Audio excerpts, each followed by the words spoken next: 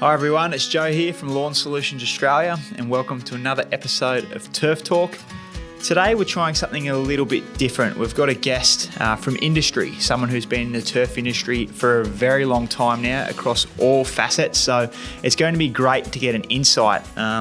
What he does now is he actually works for our company, Lawn Solutions Australia. So we're joined by our National Business Manager, Simon Adermann. Simon, how are you going today? G'day, Joe. How are you? Yeah, it's good to be in Berry. Yeah, it's good. That's good. So what we're going to do is, because you've had such a diverse range of jobs over a number of years, we might wind straight back to the beginning and find out how you actually got into turf. So you're a greenkeeper initially? Yeah, Joe, it's quite interesting actually. My brother started in the greenkeeping industry. He's about 7 years older than me. And when he was in it, I spent a bit of time on school holidays and weekends. And that was on bowling clubs or bowling greens in those days. And then when I left school, I worked for 12 months at a cut price store packing groceries and thought I don't want to do this for the rest of my life. Right. So I got into, I was lucky enough to get a job at Balmoral Bowls Club in Brisbane as an assistant greenkeeper. And that's where I started, really. And that was back, I don't want to tell you my age, but that was back some 44 years ago. Wow. Okay. You just won't comment there. But but you played a lot of bowls too. So did the greenkeeping come from the bowls or the bowls came from the greenkeeping? Is that how you sort of got an interest in it? Or? So, yeah, Joe, so what happens, I suppose there's a passion. When you start greenkeeping, you're looking after really fine cut, low cut turf. And then when you're working there, you're mowing and you're rolling greens, you actually have a passion for what's happening on a bowling green. So in your lunchtime and things like that, you'd go out and have a roll up and play a bit of bowls between yourselves and that. And that's how I got into it. So I probably started playing bowls 17, 18 years of age. And in those days, I was really young compared to bowls, I suppose, was really a retired sort of person's game, and it's changed a lot now. So that's how I got into it. And just divulge, because you always brag about your bowls career. So tell us a little bit about your bowls career. All right, it was quite interesting. So I started, and in the greenkeeping fraternity, you have national conferences and bowls championship weeks. So we started playing in those. And my brother and I always played with my brother. We were lucky enough to win the Australian Championship for pairs. Yeah, right. And look, that was back in the 90s. And then from there, I started playing for the club, playing pennants. And we're fortunate enough, we played Premier League for 3 years and we won the club pennant for 3 years in a row, and it was unheard of our club. Yeah. And I was also fortunate enough to win the club singles. So I was a club singles champion. So bowls was great. It was part of my life. I worked 5 or 6 days a week as a greenkeeper, and then I'd play bowls on a Saturday afternoon and Sundays and travel playing bowls. So you still play? No, look, I haven't played competitive bowls for probably 15 years. Yeah, right. Is it something you think you'll venture back into? Probably not, no. The problem is I can't go and just have a social game. If I was to go and do it, you've got to get serious again, and then you know it's going to take up a lot of time, weekends and that, and I think I've done that. I think you've done it. Yeah, cool. So how long did you stay at Balmoral as a greenkeeper for? Was that the only place you were the greenkeeper at? No, so I started my greenkeeping career at Balmoral. I was there about 18 months to 2 years. I did a course at TAFE College because it wasn't an apprenticeship then. So I did a course at TAFE College, then it became an apprenticeship, and I went back and did my apprenticeship through years of experience and recognition to get my trade certificate. Right. Yeah. I left Balmoral and went to Cleveland Bowls Club down on the bayside of Brisbane, and I went there as an assistant greenkeeper, and then not long after going there, the greenkeeper left and I was given the opportunity to take over as the head greenkeeper. Yep. And that was a really good club because it was going through expansion. At that time, we had 2 greens and then we were building the 3rd green. So I built the 3rd green for them, and we changed all the grass from blue couch in those days. Okay. We used to play on blue couch across to Tiff Dwarf. So was at the time most of the clubs around there were changing from blue to green? Yes, it was. So when I first started at Balmoral, they were blue couch greens. Okay. And a blue couch bowling green, a really good one, was beautiful. Yeah. It was just spectacular. But a lot of disease pressure and wear and things like that. And you can't spray blue couch with a lot, can you? No, it was really restricted. Yeah. So that's when they made the choice, I suppose, to go to Tiff Dwarf. It was a better option, finer leaf, hybrid cooch, all of those types of things. Most of them are still Tiff Dwarf today, aren't they? Most, probably north of Sydney, a Tiff Dwarf, and there is some bent greens in the cooler areas. So we changed everything to Tiff Dwarf at Cleveland, built the new green, and I was there for 14 years of my life at Cleveland. So it was a great club on the Bayside, really progressive club. From there, I made a couple of poor business ventures. I built a tennis court for an American guy while I was there, and used to maintain it for him and got on really good with him. And then I invested in a company he owned, making tailgate ramps for the back of pickup trucks, and they were all getting exported to the US. Right.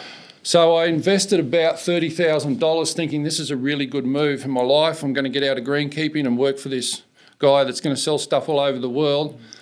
Well, that job lasted. I left greenkeeping to go after I invested money. It lasted 6 weeks and he went bust. Wow. So for my greenkeeping life, I thought, what have I done? So 14 years, I've put $30,000 or $35,000 into it. Lasted 6 weeks, so I had nothing, and we just had a new baby. So it was pretty sort of challenging. I've known you a long time. I've never known that. Yeah, pretty challenging part of my life. So through my greenkeeping career, I met a guy called Paul Asher, and he owns a business called Australian Turf Machinery. Right. And he was chasing me to work with him. So when this happened, I rang him and I said, "Hey, Paul, have you got a job?" He said, "You can start on Monday. Come pick up your van." Okay. And that's how I got into sales. Right. So that's the next transition we're going to talk about now. I think you made a transition that a lot of people in our industry make, which is from a greenkeeping background, whether that's bowls or golf, into chemical fertilizer sales. So that was the next move for you as well, was it? So yeah, and again, as I just said to you, it was probably never planned, but that's how it happened. I needed to have a job, and I got into sales. Again, dealing with bowling clubs, but selling turf machinery like mowers and rollers and things like that, accessories for bowling clubs. I did that for about 15 months and travelled a fair bit of Queensland and ACT for them. And then I was fortunate enough to be given an opportunity with a company called ChemSpray in those days. And ChemSpray was a privately owned company, and they used to service golf and bowls. So I took that job selling chemicals and fertilisers and everything. Over a period of time with ChemSpray, it got bought out, and then it went to ChemTurf, and then got bought out and went to New Turf. Right. So I was in that role for 18 years of my life. Started as a territory manager looking after a set territory. I was then made the Queensland manager for the business, and then for the last 8 years I was there, I was the national manager and looked after all their export business as well. So that brings us up to about 2012? 2013, I think it was. 2013. Yep. So for those that don't know, New Turf or Amgrow is probably one of the, if not the largest, distributors of fertilisers, chemicals and that sort of thing to the turf farming, sports turf, golf course industry around Australia, and to be a national manager, that's a pretty big deal. And just jumping back a step, how did your 14 years or approximately 14 years that you did in the bowls world actually on the coal face of that industry help later on through relationships? Was there it would have been a pretty important base to build moving into a role like a sales manager at New Turf? I think coming from the industry that you've worked in really gives you a good grounding to go to the next level into selling. So you understand turf, you can talk to your customer on the basis that you know grass, you haven't come from the outside and telling a tradesperson what they're doing when you're a tradesperson yourself. Yeah. So it's really good to be able to do that. What was good about it was that over the period of time in the 14 years, I think it's really important when you're in an industry to get involved.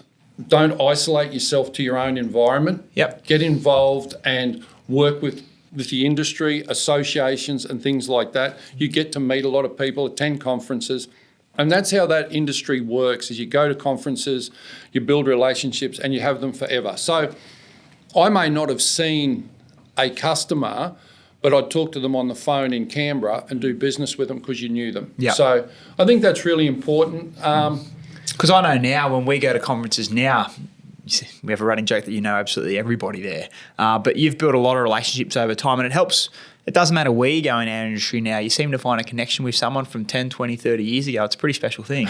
Turf's a funny thing. I don't know, it must be in your blood, but it doesn't matter what part of the industry, whether it be bowls, golf, councils, turf farms, whatever, you meet people and you all have the same basic knowledge of grass. Yeah. And you can talk on all different levels, whether it's high cut turf, low cut turf, whatever.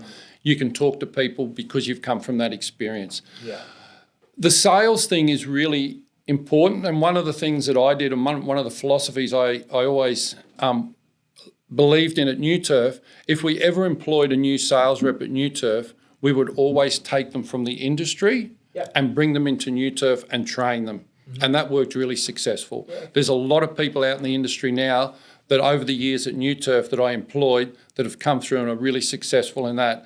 And that was my philosophy, is take them from the industry and bring them into sales. But it's a great thing if you're working in an industry like ours, particularly greenkeeping, superintendent, whatever, there is a path for you. It's not just you're stuck there for the rest of your life. Some people may love it and good on for doing that, but some people may want to move on to something different, and that's probably the natural path in our industry, isn't it? I think so. You have superintendents at golf courses that have been at golf courses for 40 years and they're so passionate about it and do an awesome job. Yeah.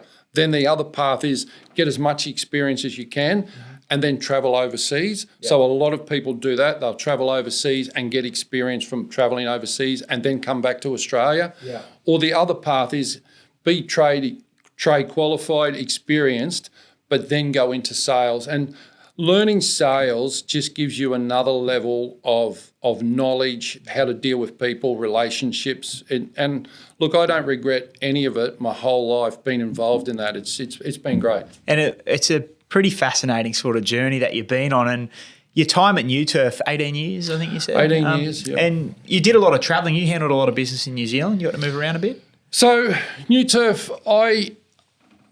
I'll be really, I suppose, honoured to be given the opportunity at New Turf. It was really good grounding. It was a great time. There was a lot of training on products. There was a lot of training on sales. So they really looked after their staff to develop their staff. Yeah. Again, I had the opportunity to travel around Australia with New Turf. I then looked after some overseas business for them. I looked after Singapore business, which was existing and would grow the Singapore business. And then there was New Zealand business, which was all new business.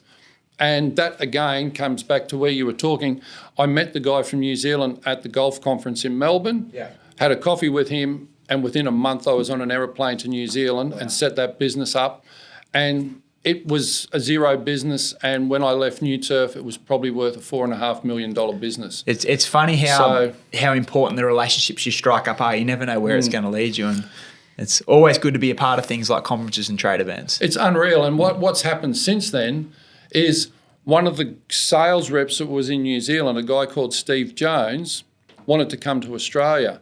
So when I was at New Turf, one of the last things I did before I left was I employed him with New Turf in Western Australia. Right. And he moved his whole family to Western Australia. Wow. So it gave him a future. He wanted to get out of New Zealand and come to Australia, and he's still there today. Yeah. And he's a successful sales. I think he's a state manager now for GTS, Greenway Turf Solutions, in WA, and loves the place. So, great. So set up the New Zealand business. Then my last 18 months at New Turf was in they would acquire businesses. So at that point in time, they acquired Equipment Solutions, which is a machinery business, and then they acquired the Globe Turf business at that time as well. Mm-hmm. So the last 18 months I worked on integrating those two businesses into the New Turf business and how it would all work. Right. And then I suppose my time was then Lawn Solutions. So that's a story in itself. So let's talk about that if you want. That's a pretty indifferent jump to make. So you had a high level position at New Turf. You'd been there for 18 years. You were very, very comfortable, and then suddenly you got a phone call to join not a brand new company. The Sir Wilder brand had existed for some time, but essentially Lawn Solutions was a brand new company. So what were you thinking? Well, it was a brand new company, and it was quite funny. I was selling fertilizer to Gavin Rogers and Brent Redmond in the Sir Walter days to do all their buckets of fertilizer. So I had a relationship with Gavin and Brent, knew them. Gavin was probably one of the hardest customers I've ever dealt with. There was always a problem with the fertilizer, but it was never his problem. So it was just interesting. I'd flown back in from New Zealand one Friday afternoon, and I was out walking the dog, and I had a phone call from Gavin. And my first reaction was, what's the problem? What's he whinging about today? And he goes, I'm in Brisbane. I need to talk to you. It's not about fertilizer. Are you available next week? I want to fly up and have a chat. And I said, yeah, no problems. And that's how it all started. We spoke, and I'd pretty much made the decision straight away. And I suppose the support of my wife said, you've done 18 years, you can't do it. You've done everything you can achieve at New Turf. Why not take this opportunity? And what was your role initially? I know it's changed now. You do a lot of different things now, but what was your task initially? I know this is a brand new venture. There was a lot of change going on in the industry at the time. What was your job apart from everything? I'll tell you the story, and you'll be probably horrified when I tell it to you guys, is that my role was, and in Gavin's word is, I know I need to employ you, but I don't have a job description. All I know is I need to employ you. Why don't you write your own job description and send it to me? Not the traditional method. And what's really funny, and I suppose it makes it was the time for me to move in that sense, is coming from a corporate company, when I heard that, it's, wow, corporate companies don't do those things. It's very, here's your salary package, here's your job description, it's all laid out. And then to be told, hey, I know I need to employ you, write your own job description. So I went home and wrote it. Golf, coffee. Yeah, junkets, whatever you want to call it. You know, it's building relationships. I went home and wrote it and sent it to Gavin and Brent, and within 20 minutes they said, yep, no problems. Wow. So it was really simple in the end. I guess you started just travelling around and visiting everyone and trying to sell lawn solutions, I guess. Is that the right way to put it? Or? Yeah, so I started before Lawn Solutions. It was in its infancy. It hadn't launched to the market. So it was about 12 months before. It was doing all the build-up to getting ready to launch. So I suppose I started with a clean slate of paper, had no direction in, hey, you need to do this, this and this. We had a lot of group meetings. But firstly, I think I travelled around Australia and we held meetings with the growers, making sure compliance, sign writing, accreditation, getting all ready for launch. That was it. That was the first thing that we had to sort of do. Yeah. And that was a lot of hard work in those early days, getting everybody to the launch day. But it seemed to work. Well, I guess you'd be 10 years in now, wouldn't you? Probably slightly more. 10 years this year. So I started in 2013 and 2023, so 10 years in.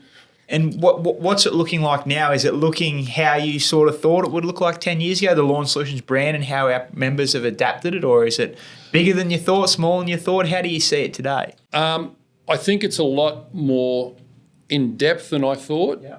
I believe probably the first 12 months and the direction that set that first 12 months was probably the best thing that ever happened. It got consistency in branding, and that branding 10 years later is still there and it's still driving ahead.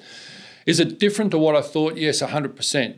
I thought we would be just dealing with growers, members, resellers and things like that, and they're the critical part of the business. But the business is diversified in so many different ways, and I suppose at that point in time 10 years ago, you couldn't really know where you were going to take it. The business has taken its direction and we've had to lead that direction, and to be the most successful brand in the turf industry and have the best grasses is probably an honour to everybody in the business, how it's worked. Yeah, I think the strength of Lawn Solutions is obviously our members, and you're lucky enough to travel around and see them.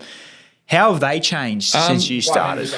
By members, I mean turf farms. Our members have changed significantly purely because I think we offer them more than we ever said we were going to offer them.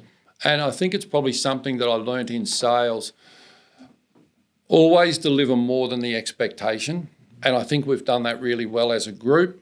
And our members we're not just dealing with them from a lawn solutions point of view. We help them with every aspect of their business. And again, it comes back to relationships. We all have really tight relationships with all our members, so we offer them a lot more. So we offer them marketing, R&D, grasses. We offer them employment services. There's a whole range of things that we offer our members, but they're the key link to everything we do. Absolutely. And just one last thing that I guess we're going to sort of finish off with is, not a lot of people know this, but if you've ever looked at our advertising or our marketing or our website and seen photos of a beautiful Sir Grange lawn, we're lucky enough to have our main sort of showcase Sir Grange Lawn as one of our employees. Sir Grange Lawns, that's your lawn. So obviously you've had a rich history with Cooches, both professionally and in your own place, but how do you get your Sir Grange looking so good, and what do you like about it? That's an interesting question, Joe. I was always coming off Tiff Dwarf off a bowling green, loved cooch, and then in my old house we had just wintergreen cooch, and I'd mow it with a cylinder mower, and it used to look really good, and I'd renovate it. Then when we built a new house, I thought, you know what, I need to put something different, and at that point in time we had Sir Grange, and I thought, I really want it. It's on sand. So we put it in. I reckon after 5 years of being in, it'd be the easiest lawn I've ever looked after in my life. Yeah, right. And not being critical of people, but I think the social media platform's great to help people along, but I think people in today's world kill lawns with kindness. Okay, interesting. So with the Sir Grange, I don't fertilise it much. I just give it the bare minimum. Mm-hmm. But it looks sensational all the time. It's great. I mow it with a cylinder mower. Probably from my greenkeeping days, I think the strongest emphasis on having a good lawn is your mower. And if that mower's not sharp and in good condition and cuts perfectly, that can cause a lot of grief. And mowing regularly be a big thing too. Yeah. I love cylinder mowers. It's just probably part of my life from the bowling green days. Yeah. So I'm really passionate. I put a lot of time into making sure it's sharp every time I cut, and the cut's just beautiful. But the Sir Grange lawn, it's perfect. I love it. Could I say I had some issues with it? The only issue I have with it is making sure before you lay it, you have everything's dead. You don't. If you get cooch in it, it's difficult to get out. You don't want to be taking it out. You don't want to be taking it out. But it's the easiest lawn easiest lawn I've ever looked after. I cut it at 7 mils with a cylinder mower. Wow. Use Iron Guard Plus on it to get some colour. In winter, sometimes I'll put some Colour Guard on it. But other than that, I don't. I'd fertilise it once a year. Well, it's picturesque. It looks fantastic. Yeah. That's why we use it all the time. It really is a fantastic lawn. Well, we're going to wrap that up there. I'd say thank you, Simon. It's a really impressive story. It's a great journey you've been on, and you really are a credit to our industry. So I hope everyone gets a lot out of that. A lot of people listening will probably know you or would have seen you along the line somewhere. But thanks very much for sharing, and thanks for being on the podcast. No worries. Thanks, Joe. Appreciate it. Cheers. Hey, you have the best podcast voice. Smashed it. How good does it sound?